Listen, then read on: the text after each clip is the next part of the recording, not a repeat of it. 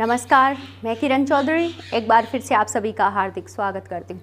देखिए, पिछले वीडियो में हमने चर्चा की थी कि हम राजस्थान के जो है दुर्गों का अध्ययन करेंगे और उस वीडियो में दुर्गों से रिलेटेड जो भी इम्पोर्टेंट फैक्ट थे उनकी बात की थी। आज से जो है हम राजस्थान के जो प्रमुख दुर्ग हैं उनका विस्तृत अध्ययन करेंगे।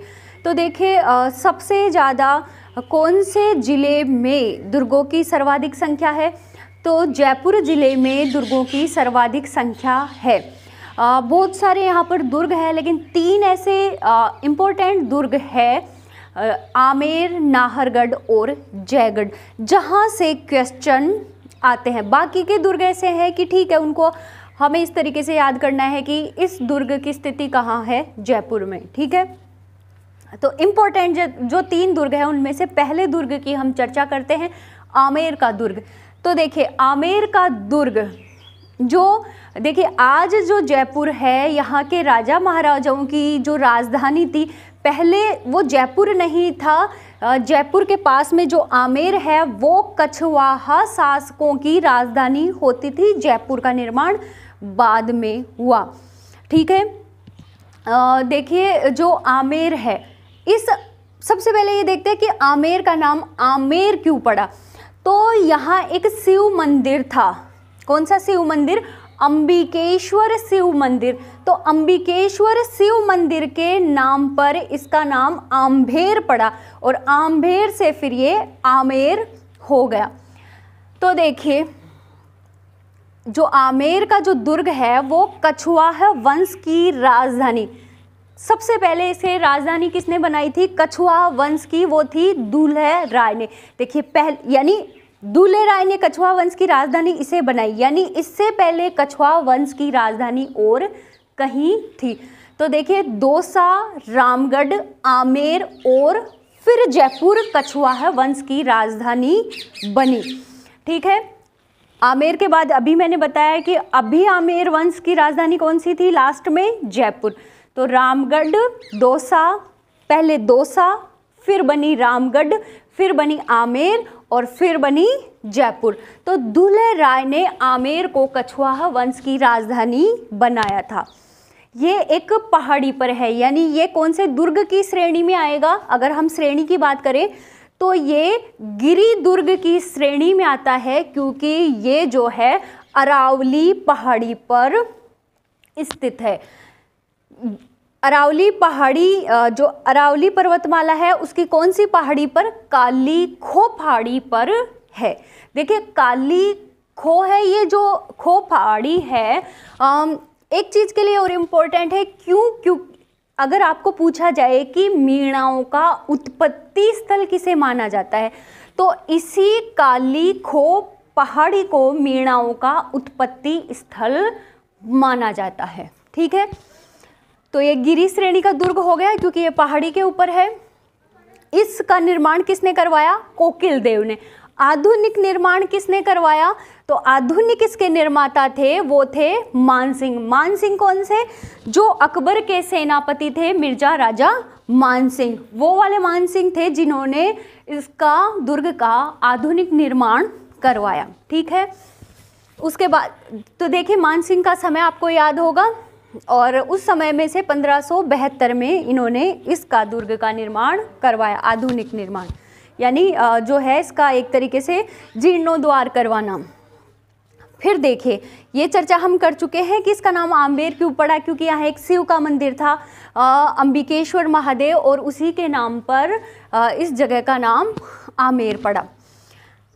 नेक्स्ट है कि सर्वप्रथम मुस्लिम शैली का प्रभाव इसी दुर्ग पर देखा जाता है, यानी कौन सा राजस्थान का ऐसा दुर्ग है जिस पर सर्वप्रथम मुस्लिम शैली का प्रभाव देखा जाता है, तो वो है आमेर दुर्ग। अगर ऐसे पूछा जाए कि ऐसा कौन सा दुर्ग है जो पूर्णतः मुस्लिम शैली में निर्मित है, तब आएगा अकबर या फिर मैगनीज का दुर्ग, जिसका निर्माण जो है अकबर के समय हुआ था। ठीक है, तो वो पूर्णतः है जो है मुस्लिम शैली से निर्मित है, पर ये पहला ऐसा दुर्ग है जहाँ पर जो है कुछ प्रभाव मुस्लिम शैली का देखने को मिला। ऐसा क्यों हुआ? क्योंकि देखिए, जब सबसे पहले राजस्थान का कौन सा ऐसा राजपूत शासक था जिसने अकबर की अधीनता स्वीकार की थी? तो वो कौन था? मान सिंह का पिता भारमल। यानी भारमल ने सर्वप्रथम जो है अकबर की अधीनता स्वीकार की और उन्हीं का पुत्र है मान सिंह, इसलिए मान सिंह ने इसका जो है इसको आधुनिक निर्माता कहा जाता है और इसी वजह से इसके ऊपर मुस्लिम शैली का प्रभाव देखने को मिलता है। ठीक है, देखिए कुछ इसके लिए बातें कही गई है, वो बहुत इम्पोर्टेंट है। बिशप हेबर ने इस दुर्ग के बारे में क्या कहा है, इसको अच्छी तरीके से याद कर लीजिएगा।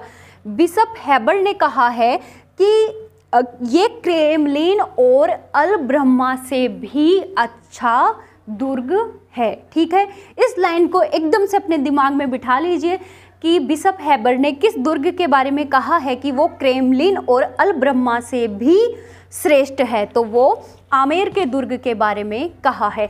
इसी दुर्ग में एक दरवाजा है जिसका नाम है गणेश पोल। दरवाजे का नाम क्या है, ध्यान रखिएगा। ऐसे भी पूछा जा सकता है कौन से जो है दुर्ग में गणेश पोल है, तो कौन से में? आमेर में। तो इसके लिए फर्ग्यूसन ने एक लाइन कही है कि ये दुनिया का सबसे अच्छा दरवाजा है। ठीक है, ये दुनिया का सबसे अच्छा दरवाजा है। इन दोनों, ये जो दोनों फैक्ट है वो एकदम अच्छे से आपको याद होने चाहिए। उसके बाद देखिए इस दुर्ग में कुछ महल है। पहला है कदमी महल। देखिए कदमी महल, पहली बात तो हमें ध्यान रखना है कि कदमी महल कौन से दुर्ग में है? आमेर महल में। दूसरी खास बात, कदमी महल वो स्थान है जहाँ पर कछवाह वंश के राजाओं का राज तिलक किया जाता है। दूसरी इंपॉर्टेंट चीज़, पहला तो ये कि कदमी महल है यहाँ। दूसरा इंपॉर्टेंट फैक्ट इससे रिलेटेड कि यहाँ पर कछवाह वंश के राजाओं का राज तिलक किया जाता है। तीसरा इंपॉर्टेंट फैक्ट कि ये जो कछवाह वंश के राजाओं का जो यहाँ राज तिलक किया जाता है वो किसके द्वारा किया जाता है? वो मीणाओं के द्वारा किया जाता है। ये इम्पोर्टेंट फैक्ट है कदमी महल से संबंधित। कदमी महल है यहाँ पर, यहाँ राजाओं का राज तिलक किया जाता है और राज तिलक भी किसके द्वारा किया जाता है?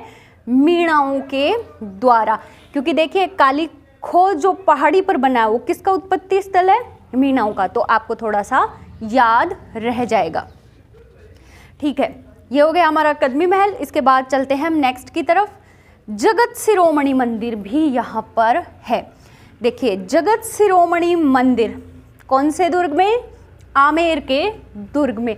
इसका निर्माण किसने करवाया? तो इसका निर्माण करवाया कनकावती द्वारा।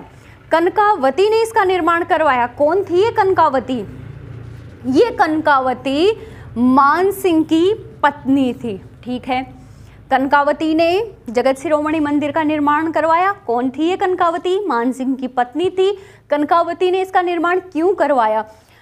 देखिए क्यों करवाया, क्योंकि जो कनकावती या मान सिंह के पुत्र थे जगत सिंह की मृत्यु अल्पायु में हो गई थी और जगत सिंह की याद में ही कनकावती ने इस जगत शिरोमणि मंदिर का निर्माण करवाया। ठीक है, इसके बाद और ये देखिए ये जो जगत शिरोमणि मंदिर है ना, यह किसकी मूर्ति है? यहाँ पर कृष्ण की मूर्ति है। ठीक है, और ये कृष्ण की मूर्ति कौन सी है? ये कृष्ण की मूर्ति वही है चित्तौड़ वाली जिसकी पूजा आराधना मीरा किया करती थी। तो जगत शिरोमणि मंदिर में किसकी मूर्ति है? कृष्ण की मूर्ति है। और कौन सी वाली? चित्तौड़ वाली। चित्तौड़ के दुर्ग में थी जो जिसका पूजा अर्चना मीरा करती थी। वहाँ से मान सिंह इसको लाए और यहाँ स्थापित इन्होंने कर दी थी। ठीक है, इसके बाद यहाँ एक इम्पोर्टेंट मंदिर और है, वो है शीला माता का मंदिर। ठीक है, शीला माता का मंदिर, यहाँ पर जो माता की मूर्ति है वो मूर्ति मान सिंह कहाँ से लाए थे? बंगाल गए थे जब वो, तो वहाँ पर विजय के बाद वो मूर्ति लाए थे और उसे उन्होंने यहाँ आमेर के दुर्ग में स्थापित की। ठीक है, तो शीला माता के मंदिर की मूर्ति कहाँ से लाई गई है? बंगाल अभियान के समय मान सिंह के द्वारा। ठीक है, और नेक्स्ट हम चलते हैं। यहाँ पर एक झील भी है। कौन सी झील है? मावठा झील है। कौन सी झील है? मावठा झील है। यहीं पर कुछ उद्यान भी है, केसर क्यारी और बुखारा गार्डन। दो उद्यान है, गार्डन है। कौन से? केसर क्यारी और बुखारा गार्डन। ठीक है, यहाँ पर ये जो दुर्ग है, इस दुर्ग में दो महल है, दीवाने आम और दीवाने खास। देखिए, आपको लग रहा होगा दीवाने आम दीवाने खास कहाँ से आ गए? ये तो दिल्ली में थे, लेकिन इस दुर्ग में भी दीवाने आम और दीवाने खास नामक दो महल है। तो देखिए, दीवाने आम तो क्या था, नाम से ही थोड़ा सा समझ में आ रहा होगा कि ये जो एक तरीके से राजा जहाँ पर अपनी प्रजा से मिलता था और उनकी जो भी बातें थी उनकी सुनवाई करता था। आम यानी आम लोगों से मिलने का स्थान। दीवाने खास है यानी ये राजा का निजी निवास स्थल था। यहाँ पर वो अकेला शांतिपूर्वक चिंतन मनन करता था। तो महल कौन से? दीवाने आम और दीवाने खास। इसके अलावा यहाँ पर आपको शीश महल भी देखने को मिलेगा। देखिए, शीश महल की बात करें तो ज़्यादातर दुर्गों में आपको शीश महल देखने को मिलेगा, सभी दुर्गों में है। पर अगर ये पूछा जाए कि कौन से दुर्ग का शीश महल सर्वश्रेष्ठ है, तो वो आमेर का दुर्ग है, उसका शीश महल सबसे अच्छा है। इसलिए हमें आमेर के दुर्ग का शीश महल याद रखना है। नेक्स्ट की तरफ बढ़े हम। नेक्स्ट है हाथी गांव। यहाँ पर आमेर में हाथी गांव बसाया गया है। इधर आप जाओगे आमेर तो आपको बहुत सारे हाथी आपको देखने को मिलेंगे। आमेर में जो पर्यटक है वो हाथी की सवारी करते हैं। देखिए, ये हाथी गांव बहुत इम्पोर्टेंट है। अब तक जो है दुनिया में सिर्फ 3 ही हाथी गांव है। ठीक है, एक तो हमें पता है, 2 और है। तो एक है श्रीलंका में हाथी गांव और एक है थाईलैंड में। थाईलैंड को सफ़ेद हाथियों का गांव भी कहते हैं ना, तो याद रह जाएगा सफ़ेद हाथियों का गांव थाईलैंड। तो एक हाथी गांव है थाईलैंड में, एक हाथी गांव है श्रीलंका में और एक हाथी गांव है हमारे जयपुर के आमेर में। ठीक है, इसके बाद यहाँ पन्ना मीणा की बावड़ी भी आपको देखने को मिलेगी। ध्यान रखिएगा, पूछा जा सकता है कौन से दुर्ग में पन्ना मीणा की बावड़ी है, तो आमेर के दुर्ग में। देखिए, बहादुर शाह ने इस दुर्ग पर आक्रमण किया। आक्रमण ही नहीं, इस दुर्ग को विजित किया और विजित करके इसका नाम बदल दिया मोमिनाबाद। ध्यान रखिए, पूछा जा सकता है इस तरीके से, कौन से दुर्ग का नाम मोमिनाबाद हुआ था? तो जो है आमेर के दुर्ग का नाम मोमिनाबाद हुआ था। और किसने किया ये नाम बदला? बहादुर शाह ने मोमिनाबाद इसको नाम दिया था। और जब उसने इसके ऊपर आक्रमण किया, इसको विजित किया और इसका नाम बदल दिया, साथ ही साथ इसका रंग भी बदल दिया था। उसने इसे एकदम सफ़ेद रंग में पुतवा दिया था इस दुर्ग को। ठीक है, आज आपको सफ़ेद रंग में ये नहीं दिखेगा क्योंकि वो कुछ समय के लिए उसका अधिकार रहा था। ठीक है, तो ये था जयपुर का दुर्ग। कौन सा? आमेर का। अब जयगढ़ दुर्ग भी एक पहाड़ी के ऊपर बना हुआ है, उसे कहते हैं चिल्ह का टीला। चिल्ह का टीला। ठीक है, किस पे बना हुआ है? चिल्ह का टीला। और ये जो चिल्ह का जो टीला है, इसे रूप दिया था मान सिंह ने, लेकिन इसे दुर्ग के रूप में देखिए, जयपुर का जो अगला हम दुर्ग पढ़ने जा रहे हैं वो है जयगढ़ का दुर्ग। देखिए, जयगढ़ का दुर्ग जयपुर जिले में है। ये भी एक पहाड़ी के ऊपर बना हुआ है। उस पहाड़ी का नाम है चिल्ह का टीला। ठीक है, देखिए, ये जो चिल्ह का टीला, इसे ये रूप किसने दिया था? ये रूप दिया था मान सिंह ने, लेकिन इसे दुर्ग का रूप किसने दिया? तो दुर्ग का रूप दिया था जय सिंह ने। ठीक है, ये जो जयगढ़ का दुर्ग है, स्पेशली सबसे ज़्यादा इसकी इम्पोर्टेंस किस लिए है? यहाँ पर एक तोप है, उस तोप का नाम है जय बाण। देखिए कोई भी हमारे सामने थोड़ा सा ज़्यादा बोलता है तो हम कहते हैं ना तू क्या तोप है, मतलब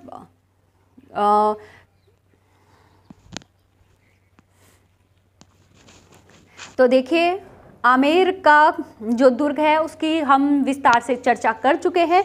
अब हम देख रहे हैं जयपुर का दूसरा इम्पोर्टेंट दुर्ग, जयगढ़ दुर्ग। देखिए जयगढ़ जो दुर्ग है वो भी एक पहाड़ी के ऊपर बना हुआ है, उस पहाड़ी को कहते हैं चिल्ह का टीला। तो जयगढ़ दुर्ग कौन सी पहाड़ी पर बना हुआ है? चिल्ह का टीला। ये जो पहाड़ी है इस पहाड़ी को किसने बसाया था? तब तो हम कहेंगे मान सिंह ने, लेकिन इस चिल्ह का टीला जो है उसे दुर्ग के रूप में किसने जो है स्थापित किया या निर्माण किया? तो वो थे जय सिंह। ठीक है, देखिए ये जो जयगढ़ दुर्ग है, ये जयगढ़ दुर्ग एक ऐसी चीज है जिसकी वजह से ये विश्व प्रसिद्ध है। वो क्या है? यहाँ पर एक तोप है, कौन सी है? जय बाण। देखिए अब तोप है तो इम्पोर्टेंट तो हो ही गया ना हमारे सामने। वैसे भी कई बार कोई आके थोड़ा ज़्यादा बोलते हैं तो हम कहते हैं तू हमारे ऊपर तोप है क्या, मतलब कोई कुछ बड़ी भारी चीज़ है क्या। तो यहाँ पर तो बड़ी भारी चीज़ है इसलिए ये वैसे इम्पोर्टेंट हो गया। तो यहाँ पर एक तोप है, उस तोप का नाम है जय बाण। यानी हम कह सकते हैं ये एक ऐसा दुर्ग है जहाँ पर तोप निर्माण का संयंत्र स्थापित किया गया था। यानी तोप ढालने का संयंत्र या कारखाना कौन से दुर्ग में? जयगढ़ दुर्ग में। देखिए ये तोप भी है, उसकी भी काफ़ी सारी विशेषताएं हैं। ये तोप है वो पहियों पर रखी हुई एशिया की सबसे बड़ी तोप है। ठीक है, एशिया की पहियों पर रखी हुई सबसे बड़ी तोप कौन सी है? जय बाण तोप है। यानी ये भारी है। तो इसका वजन कितना है? इसका वजन है 50 टन। ठीक है, इसकी नाल की लंबाई, ठीक है, नाल की लंबाई है 20 फीट, नाल जिससे गोला दागते हैं। ठीक है, और इसका गोला भी बड़ा भारी है। कितना? छोटा मोटा गोला नहीं कि हम कंचे खेलते हैं वैसी वाली गोली दागी जाती होगी। 50 किलो का गोला इस तोप से दागा जा सकता है। इस तोप से सिर्फ एक ही बार गोला दागा गया है, ना पहले ना बाद में। जब यह जयगढ़ से गोला दागा गया तो वो कहाँ जाके गिरा था? वो जाके गिरा था चाकसू में। और चाकसू में जिस स्थान पर वो गोला गिरा था वहाँ उस जो इतनी तेजी से वहाँ इतना भारी गोला गिरा, इसकी वजह से एक वहाँ गड्ढा बन गया और कालांतर में उस गड्ढे में एक जो है झील का निर्माण वहाँ पर हो गया था, झील, तालाब। ठीक है, तो इसलिए ये जो जय बाण तोप है वो बहुत इम्पोर्टेंट है कि राजस्थान का कौन सा दुर्ग है जहाँ पर तोप ढालने का संयंत्र है? तो जयगढ़। इसके बाद कि तोप का नाम जय बाण। खास बात इसकी, एशिया की सबसे बड़ी ये तोप है। गोला, ये सारे क्वेश्चन पूछे जा चुके हैं पिछली एग्जामों में। हो सकता है आगे आने वाली एग्जाम में ये क्वेश्चन रिपीट हो जाए। गोला जब दागा कहाँ गिरा था? चाकसू में गिरा था। ठीक है, दूसरी इम्पोर्टेंट बात, देखिए हमने बात की कि राजस्थान के अगर हम बात करें सबसे ज़्यादा जो दुर्ग है वो कहाँ है? तो जयपुर ज़िले में दुर्ग है। यानी जयपुर में बहुत सारे दुर्ग है। तो इस दुर्ग की ऐसी खास बात, तो एक तो ये तोप ढालने का संयंत्र हो गया। दूसरी जो इसकी इम्पोर्टेंट चीज़ है जो इसे दूसरे दुर्गों से अलग बनाती है वो है कि ये जो दुर्ग था ना, ये बहुत इम्पोर्टेंट था। एक तो यहाँ पर हथियारों का संग्रहालय था। यानी जयपुर के जो शासक थे उनके जो इम्पोर्टेंट जो हथियार थे वो इसी दुर्ग में रखे गए थे। इसके बाद है कि जयपुर के राजाओं का जो खजाना होता था वो भी इसी जयगढ़ के दुर्ग में रखा हुआ था। ठीक है, यानी ये एक तरीके से बहुत इम्पोर्टेंट था। तीसरी बात, यहाँ पर राजनीतिक बंदी रखे जाते थे। यानी जो बहुत इम्पोर्टेंट बंदी होते थे, इम्पोर्टेंट यानी जो ज़्यादा खतरनाक टाइप वाले, जो बंदी होते थे उन्हें इसी जयगढ़ दुर्ग में रखा जाता था, ठीक है। और इस दुर्ग के दरवाजे हमेशा बंद होते थे। क्यों बंद होते थे, कितना इम्पोर्टेंट है, यहीं पर जो है इनके हथियार हैं, यहीं पर इनके खजाने हैं, यहीं पर राजनीतिक बंदी यहाँ पर रखे गए हैं, इसलिए इस दुर्ग के दरवाजे हमेशा बंद रहते थे। कहा जाता है कि राजा और उसके सहायक 2 ही ऐसे व्यक्ति थे जो इस दुर्ग के अंदर जा सकते थे, बाकी को रास्ता भी पता नहीं होता था कि किधर क्या कैसे रास्ते हैं। यानी एक तरीके से ये एक गुप्त टाइप का जो है ये दुर्ग था, ठीक है। इसके बाद देखिए, ये जयपुर के जो शासक थे उनकी आपातकालीन या संकटकालीन शरण स्थली के रूप में काम आता था। यानी ये जो दुर्ग है यहाँ पर जैसे राजा महाराजा रहेंगे तो उनके साथ बहुत सारे सेना वगैरह उनके देखभाल के लिए लोग रहेंगे, लेकिन ये इतना इम्पोर्टेंट था कि यहाँ इतने अधिक लोगों को नहीं रखा जा सकता था, इसलिए जो राजा महाराजा थे वो आमेर और दूसरे नाहरगढ़ दुर्ग में रहते थे। लेकिन जब कभी कोई संकट आ जाता था, कोई आक्रमण वगैरह होता था, तब राजा है यहाँ पर शरण लेते थे, ठीक है। इसके बाद है, ऐसा माना जाता है कि इस दुर्ग का रक्षक कौन था, काल भैरव को इस दुर्ग का रक्षक माना जाता था। देखिए, इसी दुर्ग में एक छोटा सा दुर्ग और है, यानी दुर्ग के अंदर एक छोटा दुर्ग जिसे कहा जाता है विजयगढ़ी। ऐसे भी कहा जाता है कि विजयगढ़ी में कोई विजय सिंह नामक कोई शासक थे, उनको बंदी बना के रखा गया था, इसीलिए उस छोटे दुर्ग को नाम दे दिया विजयगढ़ी। यानी हम ये कह सकते हैं कि ये एक जो है रहस्यात्मक दुर्ग था। रहस्यात्मक दुर्ग क्यों था, क्योंकि इसके अंदर जाने की किसी को इजाज़त नहीं थी और जिसके बारे में हम नहीं जानते वो हमारे लिए एक रहस्यात्मक चीज़ हो जाती है। देखिए, यहाँ पर हमने बात की कि इस दुर्ग में जयपुर के जो शासक थे उनका खजाना था, इसीलिए आज़ादी के बाद जब प्रधानमंत्री इंदिरा गांधी की गवर्नमेंट आई तो इन्होंने यहाँ एक सर्च अभियान चलाया था खजाने की तलाश में। अब मिला नहीं मिला, कितना मिला वो अभी हम नहीं जानते, पर यहाँ पर एक सर्च अभियान चलाया था उस खजाने की तलाश में प्रधानमंत्री इंदिरा गांधी के समय में, ठीक है। तो ये थे हमारा जयगढ़ दुर्ग। 2 वजह से ये इम्पोर्टेंट है, ये चीज़ याद रखना, ये कौन सी पहाड़ी पर बना है, चिल्ह का टीला, और यहाँ की जो तोप है जयबाण, और उससे रिलेटेड जो भी फैक्ट हैं वो सारे याद रखने हैं। दूसरा, ये किस तरीके से यहाँ राजनीतिक बंदी, यहाँ पर हथियार, यहाँ ये गुप्त जो है एक तरीके से गुप्त रूप से प्रसिद्ध था, ये संकटकालीन राजधानी थी वगैरह वगैरह। ये था जयगढ़ का दुर्ग। अब तो देखिए, जयपुर जिले के 2 इम्पोर्टेंट जो दुर्ग है उनकी चर्चा हम कर चुके हैं, आमेर और जयगढ़। अब इसके बाद हम तीसरे दुर्ग की चर्चा करने जा रहे हैं, नाहरगढ़ दुर्ग। सबसे पहले तो कि ये जो नाहरगढ़ का दुर्ग है कहाँ है, जयपुर जिले में। उसके बाद इस दुर्ग के कुछ अन्य नाम भी हैं, उन नामों की बात करते हैं। इसे सुदर्शनगढ़ भी कहते हैं, इसे महलों का दुर्ग भी कहते हैं, इसे जयपुर का मुकुट मणि भी कहते हैं, इसे जयपुर की तरफ झांकता दुर्ग भी कहते हैं। तो इसके ये जो अन्य नाम है ध्यान रखिएगा, सुदर्शनगढ़, महलों का दुर्ग, जयपुर का मुकुट, जयपुर की ओर झांकता हुआ दुर्ग। इसके बाद हम चर्चा करते हैं कि ये जो दुर्ग है कब बनवाया, किसने बनवाया, क्यों बनवाया। तो कब बनवाया, 1734 में। किसने बनवाया, सवाई जय सिंह ने। क्यों बनवाया, मराठाओं के आक्रमण जो हो रहे थे उनकी रक्षा हेतु।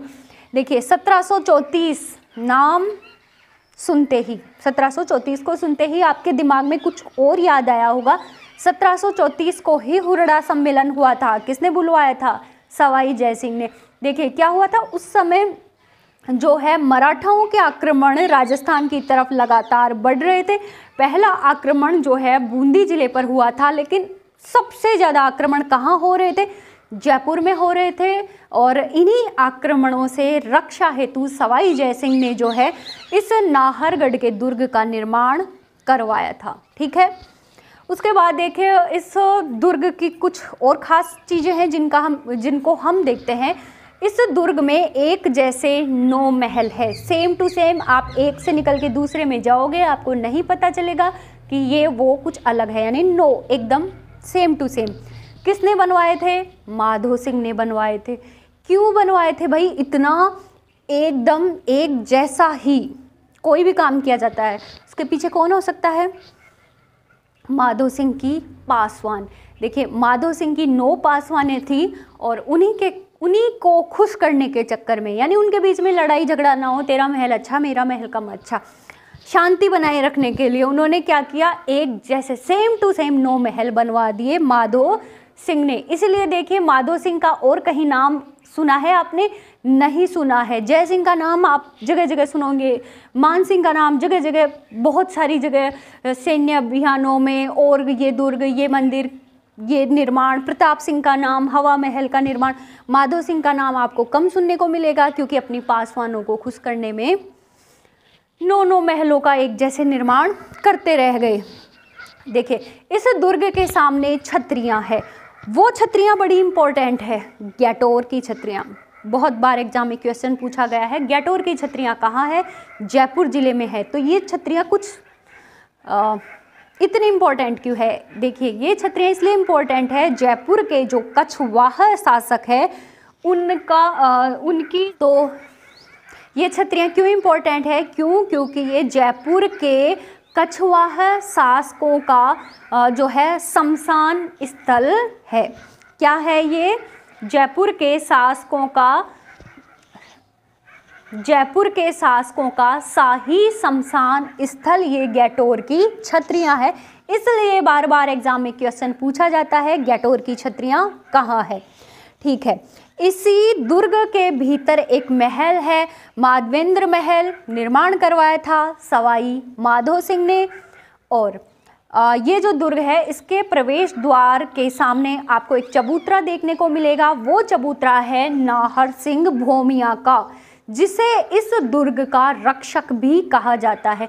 देखिए नाहर सिंह के नाम से ये देखिए नाहरगढ़ दुर्ग, और ये इधर नाहर सिंह भोमिया का चबूतरा है, जिसे रक्षक भी कहा जाता है। इसी के नाम पर इस दुर्ग का नाम रखा गया था।